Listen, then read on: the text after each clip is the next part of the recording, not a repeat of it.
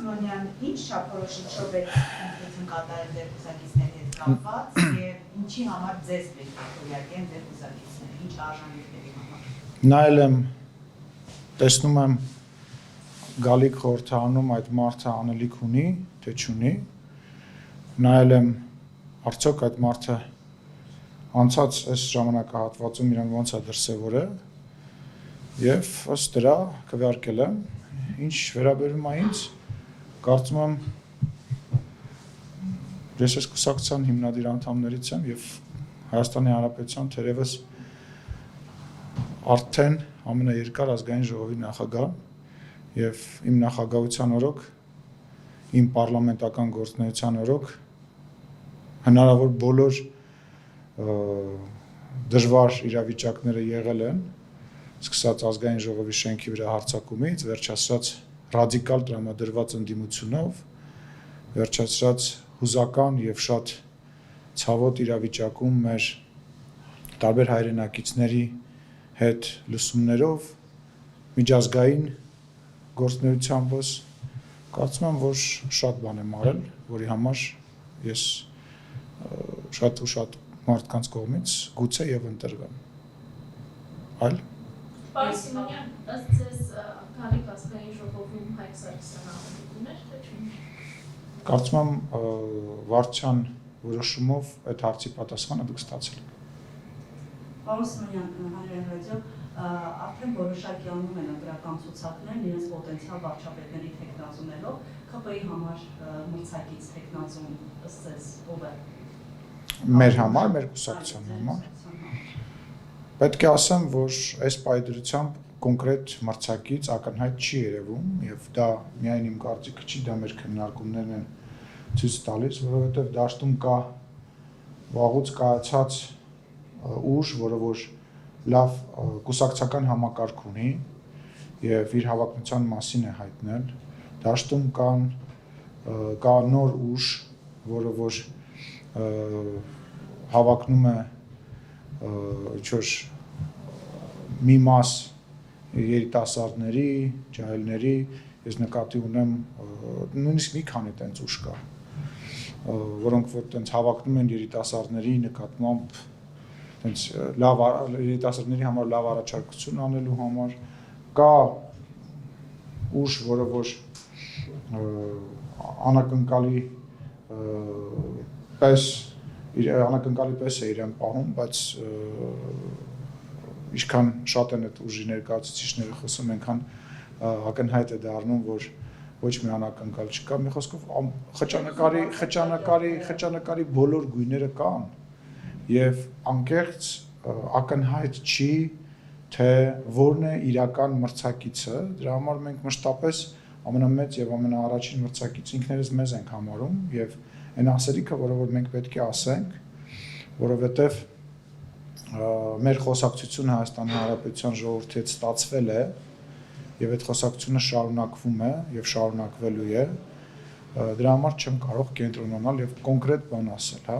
Լուրջ մրցակից համարում եք Սամվել Կարապետյանի, որը օրերս վարչապետի տեխնատոր։ Սամվել Կարապետյանը չի կարող վարչապետի տեխնատոր առաջադրվի, դա հերթական ֆեյք խոսակցությունն է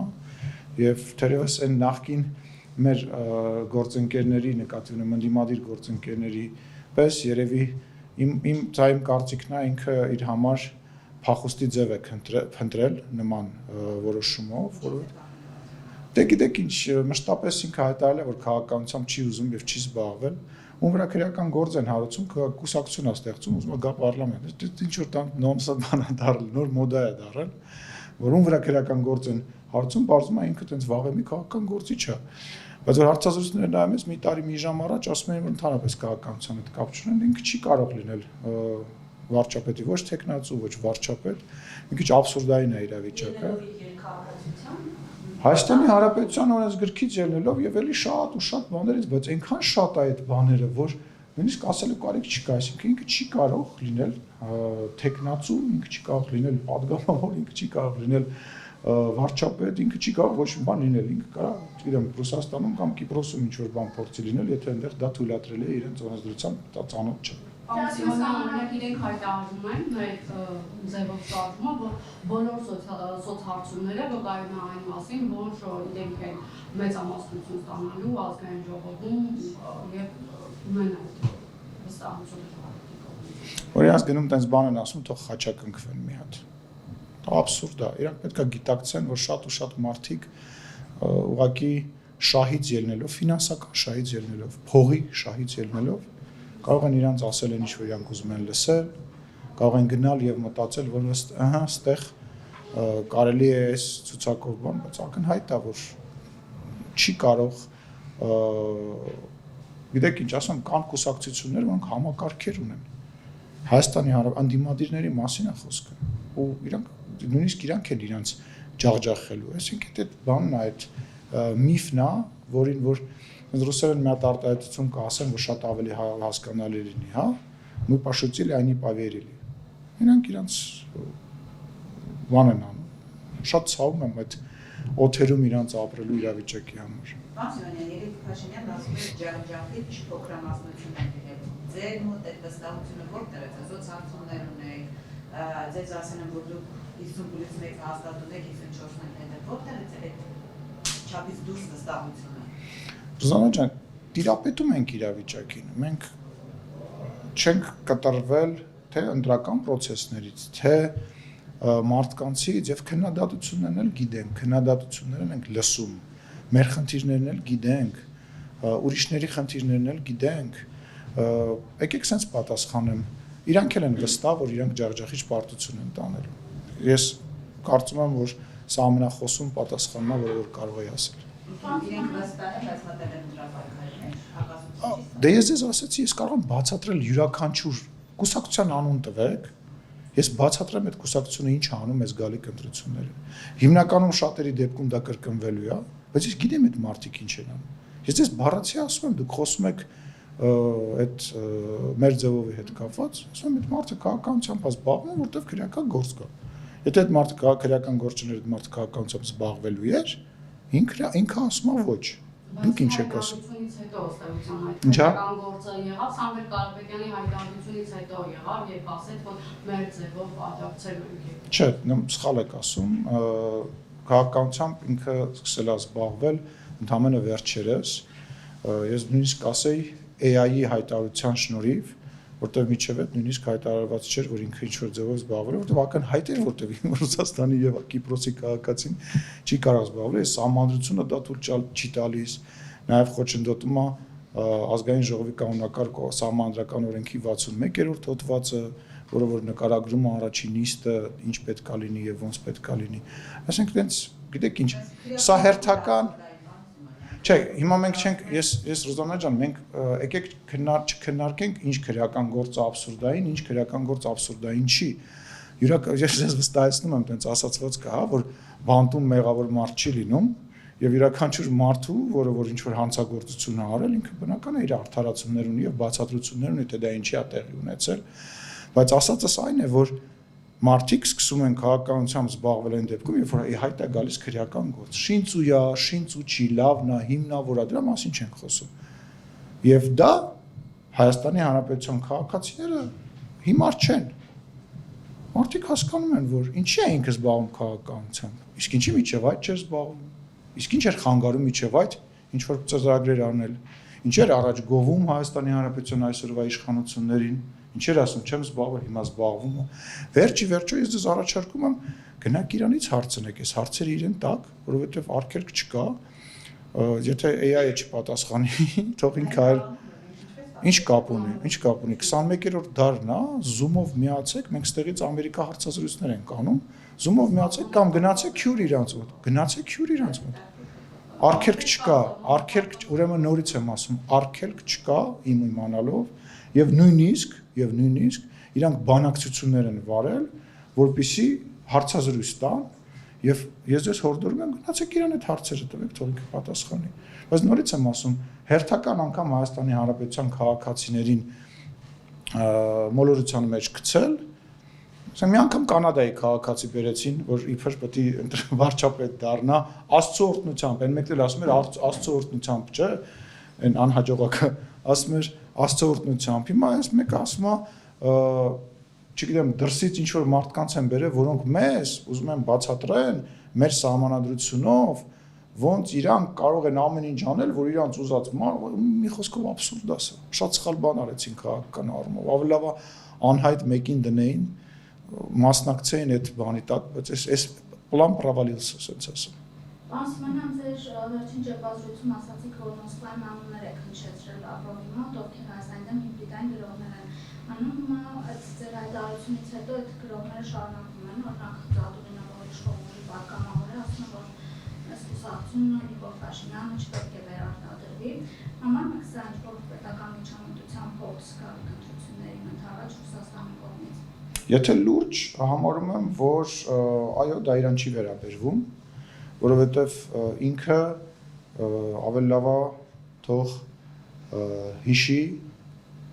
իմ եւ իրա վերջին հանդիպումը։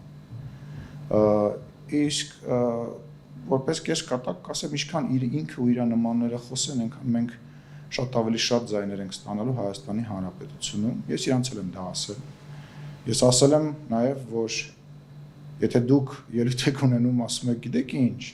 վարչապետ Փաշինյանը վատնա, Ալեն Սիմոնյանը վատնա, Էնմիսը վատնա, բայց մենք եւ մեր դարավոր հայ ժողովրդի ընկերությունը եւ մեր բարեկամությունը, այդ խոսակցությունները մեր մոտ ծիծաղ են առաջացնում։ Ես նկատի ունեմ ոչ թե իմ մոտ, այլ Հայաստանի Հանրապետության ժողովրդի մոտ եւ դադարեք մեզ նման ձևով հարվածելը։ Ես դա ասել եմ եւ չեմ թաքցնում։ Հուսամ իրանք կհասկանան, բայց պարոն Զատուրինը կարող է նաեւ հետաքրքրվել պարոն Լավրովից, թե ինչ արձագանք է տվել իրենց արտաքին գործերի նախարարը, երբ որ ես խոսել եմ падգամավորների կողմից հայտարարությունների մասին Հայաստանի Հանրապետության ինքնիշխանության, անվտանգության եւ այսօրվա իշխանության մասին։ Թող հետաքրքրվի իր գործընկերը ինչ արձագանք է տվել, ես կոռեկտ չեմ համարում այդ մանրամասները բացահայտել։ Ես կարող եմ խոսել իմ ասածների մասին, բայց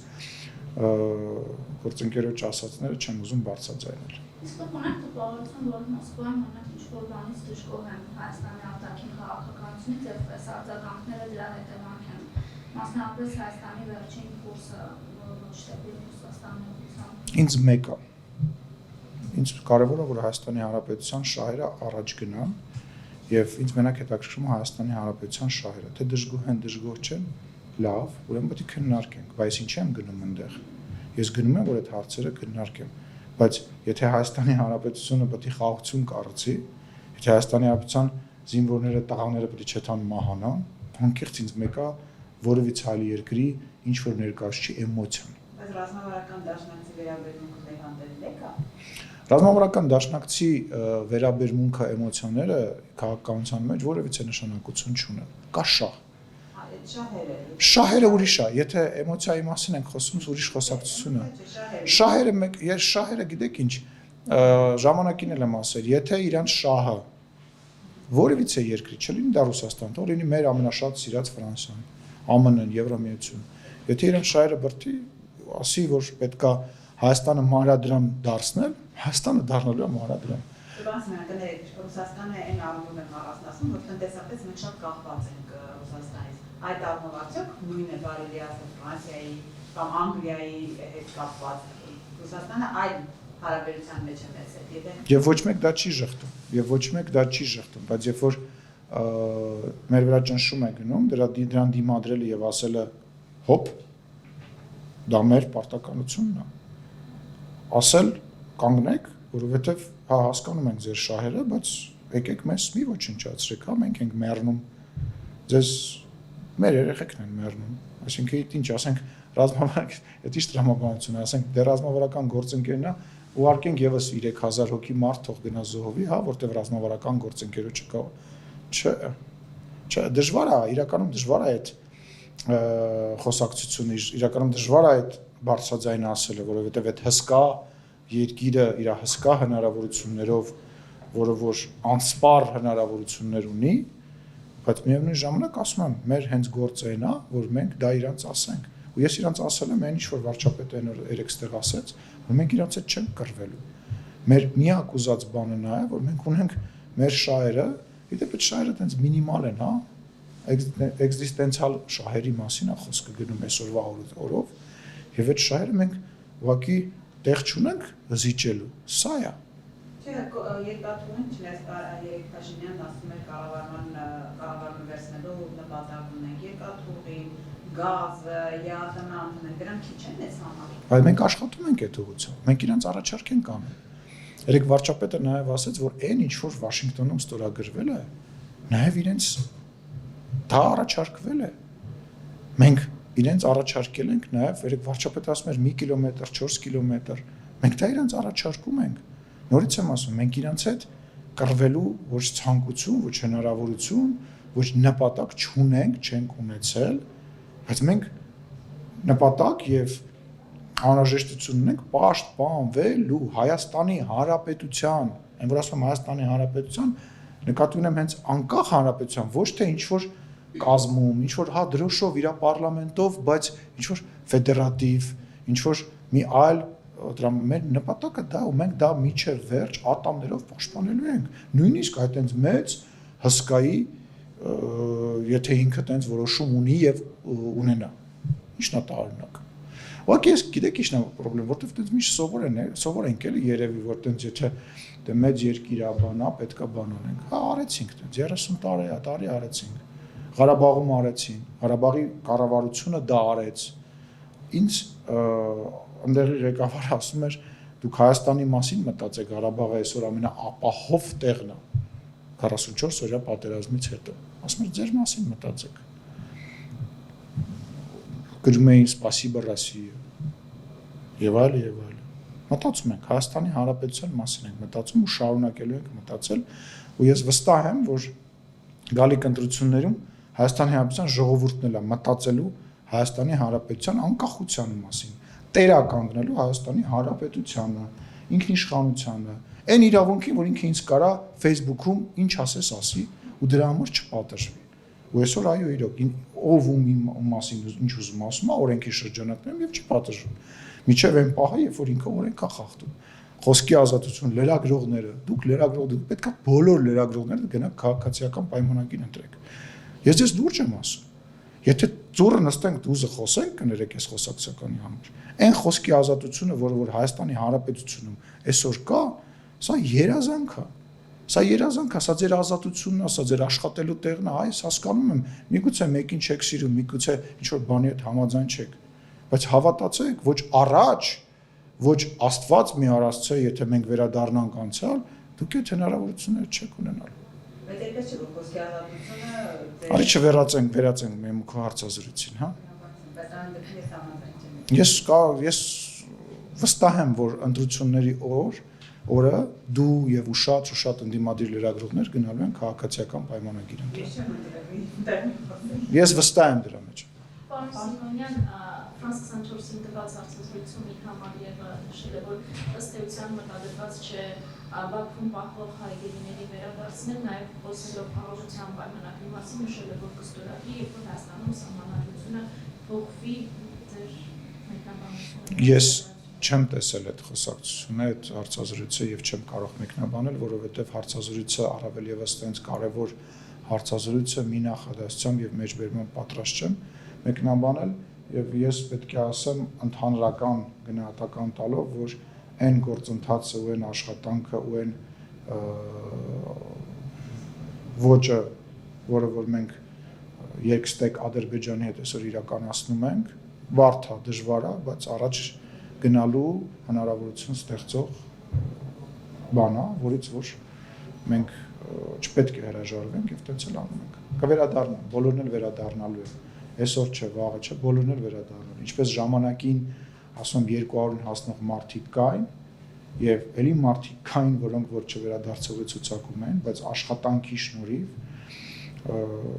մենք կարողացանք հասնել։ Այդ աշխատանքը չի դադարելու մինչեւ վերջին հայը չվերադառնա Հայաստանի Հանրապետություն։ Շնորհակալություն։ Պարոն Սիմոնյան, երեք Նիկոլ Փաշինյանը անդրադառնալով Սփյուռքահայ իշխանագործիչների հայտարարություններին, որով նրանք ասում են, որ իշխող ուժը Նիկոլ Փաշինյանը չպետք է միջամտի եկեղեցու հետ գործերին, այս հայտարարությունների պատասխան Նիկոլ Փաշինյանն ասաց, որ կզգան զգուշացումներ, հիմա հարց է առաջանում եւ նաեւ նայում եմ լրահոսը Facebook-յան տիրույթը տարբեր օգտատերեր ասում են ինչ եք անելու այդ բարերարների հետ Նուբար Ապեյան, Վաչե Մանուկյան, նրանցով է սպառնում օրինակ այն ճակատագիրը ինչ Սամվել Կարապետյանի հետ։ Ես չգիտեմ ինչ է նշանակում ասել նույն ճակատագիրը, ինչը որ Սամվել Կարապետյանն է։ Իսկ ինչ ճակատագիր ունի Սամվել Կարապետյանը։ Եկեք մի հատ հուզվենք միասին բոլորով, իսկ ինչ ճակատագիր ունի։ Կա հարց։ Սամվել Կարապետյանը կամ իր նմանները Սամվել Կարապետյանը Ռուսաստանում կարող էր ասել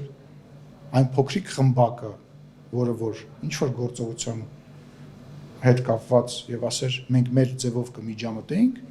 մտառը կմնար Սամվել Կարապետյանից։ Մտառը կմնար, կարող է դա էլ չմնար։ Ինքը դա գիտակցում է, չէ՞։ Չգիտեմ, ես դուք անուններ եք տալիս, ես այդ անունների հետ կապված չեմ ուզում կենտրոնանալ,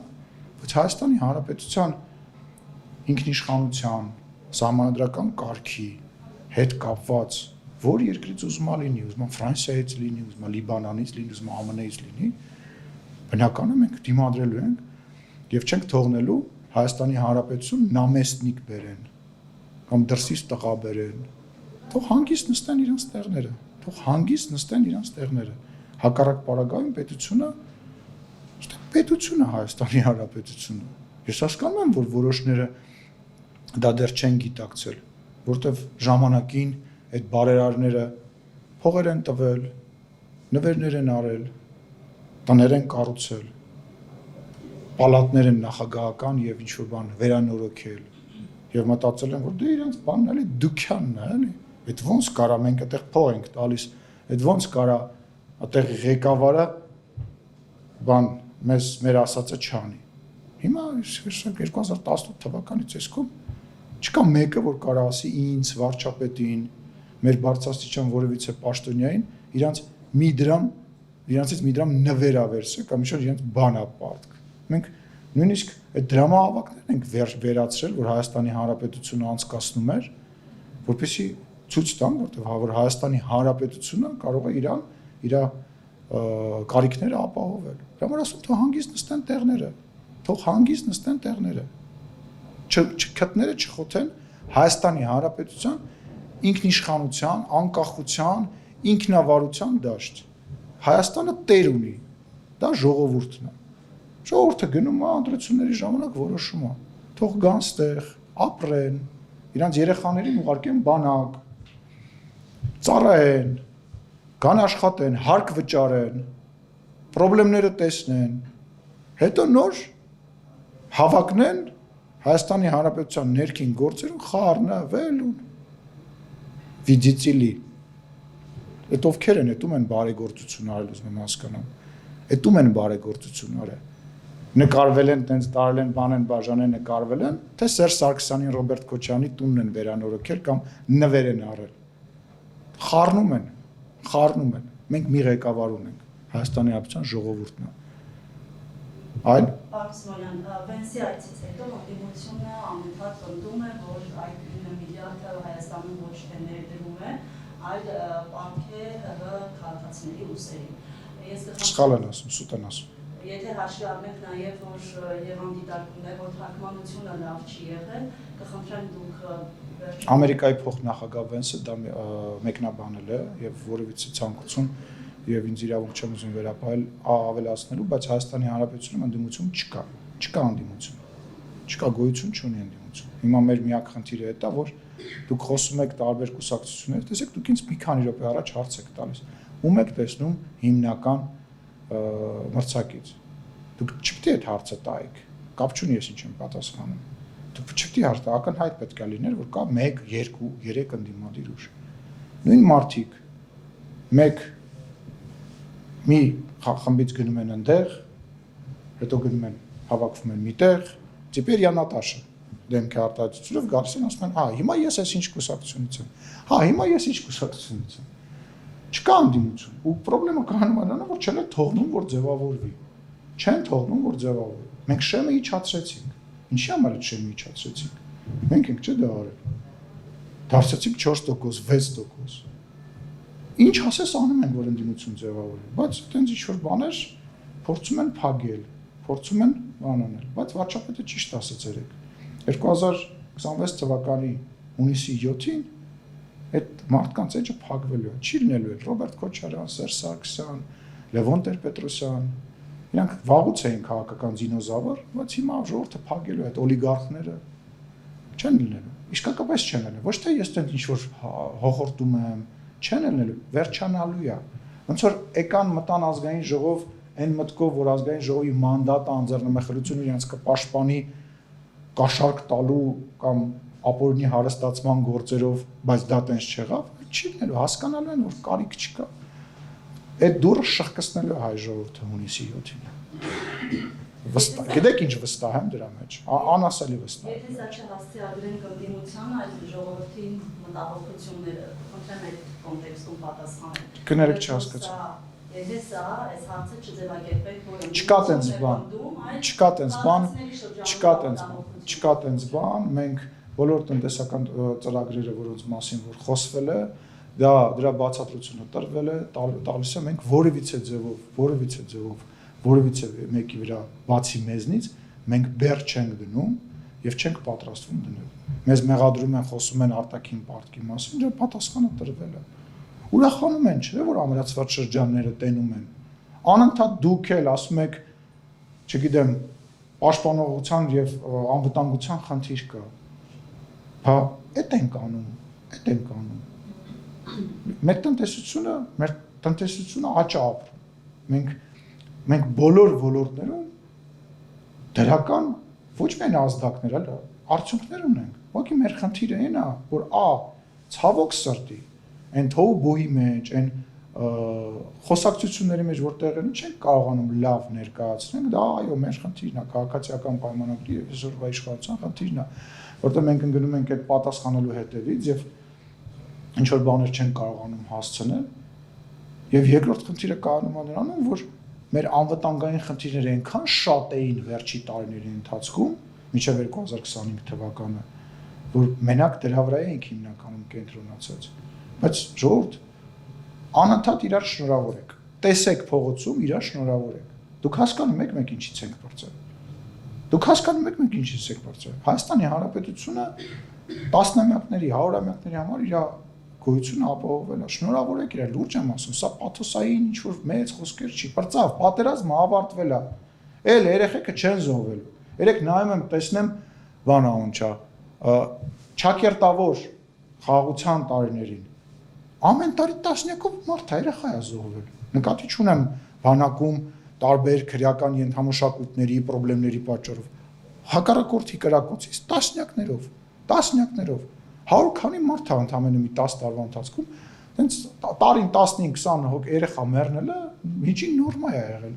Ժողովուրդ ավարտվել է, չի մեռնելու էլ մեր երեխան։ Հանգիստ մարդիկ չեն փախնելու Հայաստանից, որ իրենց երեխան բանակ չգնա։ Չեն տանելու կաշառք տան, որ իրենց երեխան բանակ չգնա։ Որտեվ կարող կրակեն մեռնի։ Բրծել է։ Շնորհակալություն։ Հավանիչ տեսանյութը եւ բաժանորդագրվիչ նորությունները բաց չթողնելու համար